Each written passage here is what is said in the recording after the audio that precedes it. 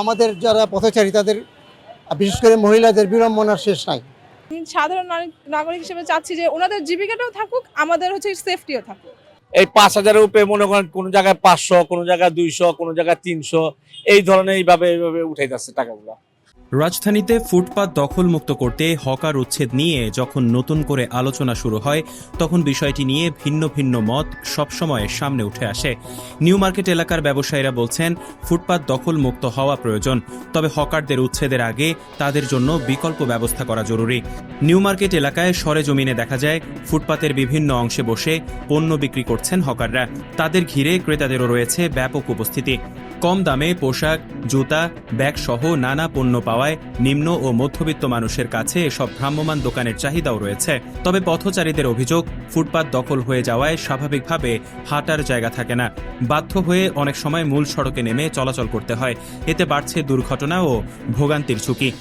আমাদের যারা পথচারী তাদের বিশেষ করে মহিলাদের বিড়ম্বনার শেষ নাই এবং যে কোনো সময় দুর্ঘটনা ঘটতে পারে। বাধ্য হয়ে আমাদেরকে রোড দিয়ে হাঁটতে হচ্ছে, রোডের মাঝখান দিয়ে হাঁটতে হচ্ছে। যে কোনো সময় যে কোনো দুর্ঘটনা ঘটতে পারে।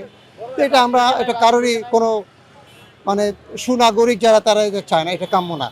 আমরা চাই একটা নিয়ম শৃঙ্খলার ভিতর রাখতে। এখানে আমরা যে যাতায়াত করতেছি, এখানে চাইলে তো ছেলে মেয়েদের ব্যাটাচ করতেই পারি। এখন এত ভিড়ের মধ্যে আমাদের আসলে এটা ঠিক না যে এত হকারদের এখানে বসা ঠিক না। তবে ওনাদের জীবিকার জন্য তো আবার কিছু আমরা করতেও পারি না, ওনারা এইভাবেই তো জীবিকা নির্বাহ করতেছে। অন্যদিকে হকারদের দাবি, ফুটপাতে বসেই তাদের পরিবারের জীবিকা চলে।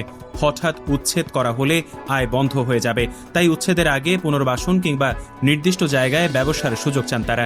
আপনার এলিফ্যান্ট রোডের থেকে নিয়ে মনে করেন নিউ মার্কেট, গাউসিয়া, ম্যাক্সিমাম না হলে ৫,০০০-এর উপরে দোকান হবে হকার।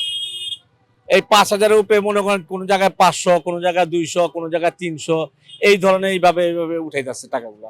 আমি দেখি না ভোগান্তি বাড়বে। এই যে যেরকম সীমানা একটু, এই যে দেখেন রাস্তা ছেড়ে আমি করতেছি, তাদের কিন্তু কোনো ভোগান্তি হইতেছে ফ্রি ভাবে তারা চলে যাচ্ছে। এরকম হয়তো রাস্তা আটকায় রাখছি, রাস্তা ছোট করে দিছি, তাহলে একটা ভোগান্তি হইতো তাদের, যে একজন দাঁড়াইতো, একজনের সাথে একজন ধাক্কা লাগতো।